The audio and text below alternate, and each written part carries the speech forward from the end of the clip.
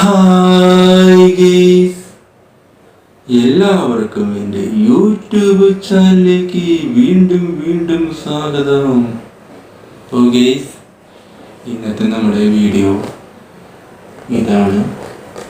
അപ്പോൾ ഇത് നല്ല രീതിയിൽ എങ്ങനെയാണ് സൂക്ഷിക്കേണ്ടത്, എങ്ങനെയാണ് ഇത് വൃത്തിയായിട്ട് സൂക്ഷിക്കുക, അപ്പോൾ എന്നതായിട്ടുള്ള കാര്യങ്ങളാണ്.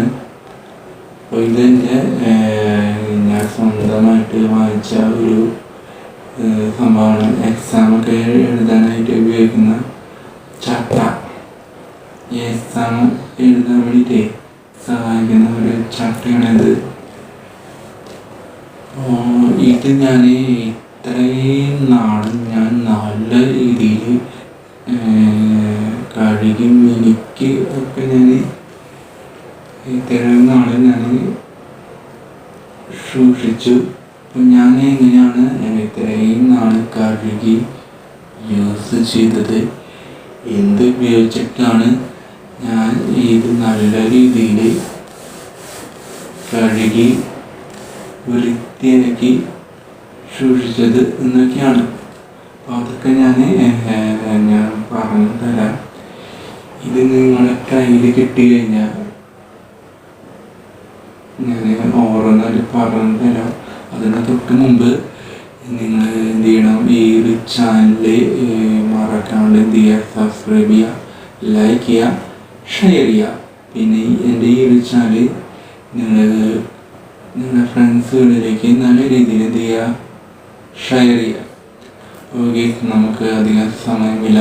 അപ്പോൾ നമുക്ക് വീഡിയോയിലേക്ക് കിടക്കാം.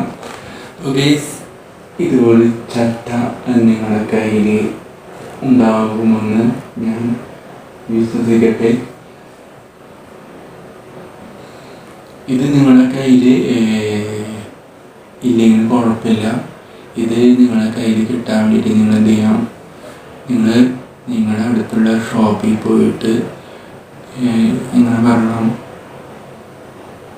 അത് ഷോപ്പിൽ പോകുന്നതിന് തൊട്ട് മുമ്പ് പൈസയുമായിട്ട് വേണം ഷോപ്പിൽ പോകാൻ. അപ്പോൾ അവിടെ നിങ്ങളുടെ വീടിൻ്റെ അടുത്ത് ഉള്ള ഷോപ്പിൽ പോകുമ്പോൾ അവിടുത്തെ കച്ചവടം ചെയ്യുന്ന ചേട്ടനോട് നിങ്ങൾ എന്ത് പറയണം, എക്സാം എഴുതാനായിട്ട് സഹായിക്കുന്ന ചട്ട ഉണ്ടോ എന്ന് ചോദിച്ചാൽ മതി. അപ്പോൾ അവിടെ